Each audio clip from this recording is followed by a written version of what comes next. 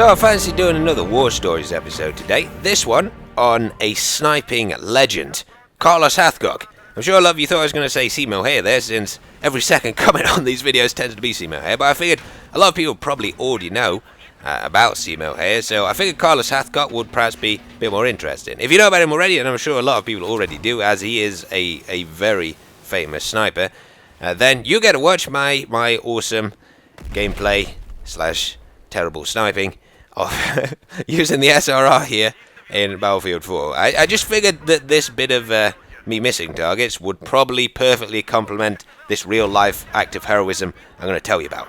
What was I thinking? But before I tell you the story, I'm just going to tell you about what's happening with me tomorrow. Basically, and I'm sure some of you have been subscribed to me for a while now, I damaged my knee when I was playing rugby back at school, and I had a couple of operations supposedly to stop it so I don't get arthritis when I'm older. And apparently I've got to have it redone, but this time under a general anaesthetic, tomorrow morning. So hopefully I will survive that, as I hear there is a bit of a mortality rate with general anaesthetics, because I've got that at 7 o'clock UK time tomorrow morning. And if I do survive that, and you'll be pleased if I do, because I've got a lot of Otis Life and DayZ footage, then I shall get those posted up next week. But I have heard that when you do have a general anaesthetic, you can get a sore throat from it. So if I sound a bit croaky next week, if I survive it, then that will be why. Because I think I don't know if it's the drugs they give you to knock you out when you have it, or maybe they have to tube you or something so you actually breathe after they've knocked you out. But whatever they do, it could supposedly make you sound a bit croaky for the week afterwards. So I'm just telling you in case you hear it in my voice in next week's videos. Carlos Hathcock, though, a man whose watch was always set to time to kick ass. He was born in Little Rock, Arkansas, and as with a lot of these really good shots, he had a hunt when he was little, so he learned at a very young age to actually get food for his family. But when he was 17, he joined the Marine Corps, and I think he trained as sort of just a standard soldier initially, but he did win the Wimbledon Cup for long-range marksmanship, I think within his first year there, which was, I've heard, very prestigious. And he was actually quite lucky that he became a sniper, because the Marines, to combat the Viet Cong, who were recruiting some snipers with rather cool names like Cobra and Apache, both of whom Hathcock killed, they started making one sniper per platoon to sort of protect all the other soldiers. Hathcock, of course, with him being the best shot in his platoon, was selected to be their sniper, and it didn't take him very long to get set up defending Hill 55, where he was based.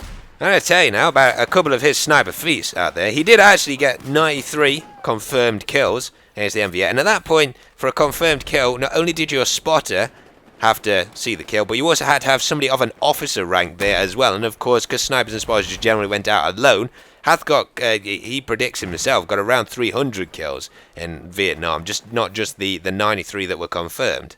Now, Hathcock very quickly became the fear of the Viet Cong. He killed one of their female snipers, the Apache sniper I was telling you about before, who was called Apache because she used to shoot US troops, not with a kill shot, but so that they would bleed out in pain without anybody else being able to rescue them. But he managed to take her out, which I think was a pretty big moral victory for the guys in his platoon, because she'd got them pinned down on Hill 55.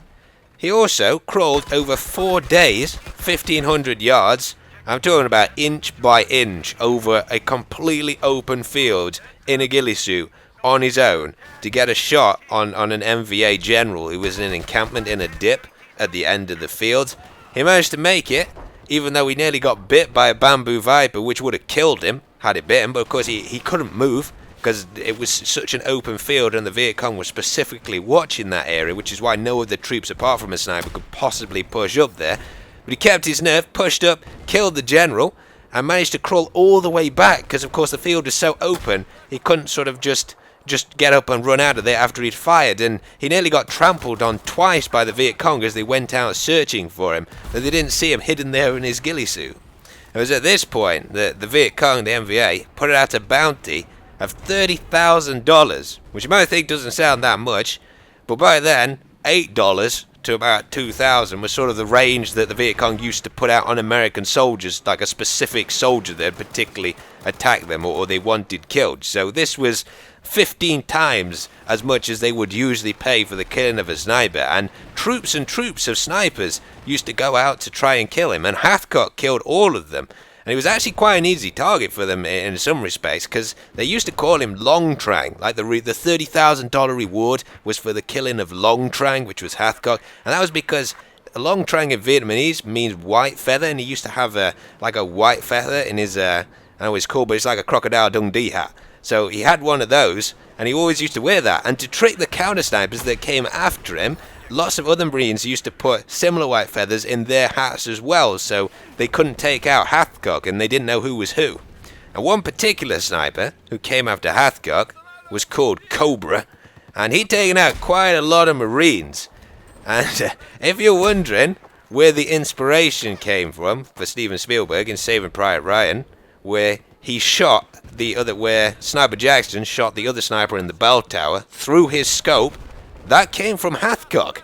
He actually, when he was out in the bush, he saw a glint to the side of him, turned, zeroed, and shot, and the bullet went down the scope and killed the Cobra sniper who was watching out for him. And it was at such a long range that it was actually quite lucky Hathcock managed to do that, because of course with the flight time and the fact that he had to be looking at Hathcock, like have actually seen him for the bullet to go down the scope, to be aiming in on Hathcock for that to actually happen. The Hathcock could have been killed if he'd fired just a second later, but he was lucky in that he just managed to take out Cobra in time. None of these things though actually got Hathcock his Silver Star though. It was what ended his career as a sniper that got him as it. He was travelling to a location in an Amtrak with the 7 other soldiers, and it hit an anti-tank mine. And the Amtrak, the bouncer, I think he hit his head inside it, and it knocked him unconscious for, like a flat 5 minutes, set on fire. All the troops were trapped in there because of the way the Amtrak had been destroyed by the mine. Hathcock woke up, even though he was badly burned, waded through the fire, and managed to drag out all of whom survived from the Amtrak. And he was actually awarded the Silver Star 30 years later, I think, when the actions were confirmed, or something within the military was changed. But he got a Purple Heart and a Silver Star for that. For any of you wondering, by the way, what rifles Hathcock used when he was sniping, he used a Winchester Model 70 with an 8x scope the vast majority of the time.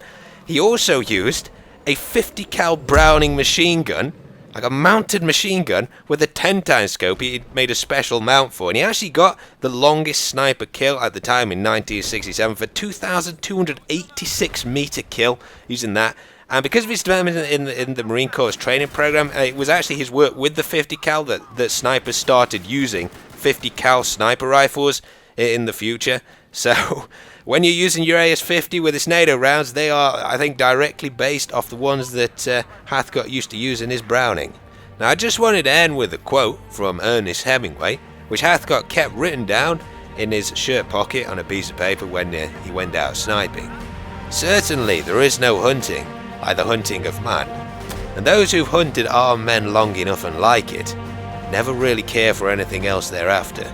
And when Hathcock was asked why he liked this quote in an interview, he said, "I like shooting and I love hunting, but I never did enjoy killing anybody.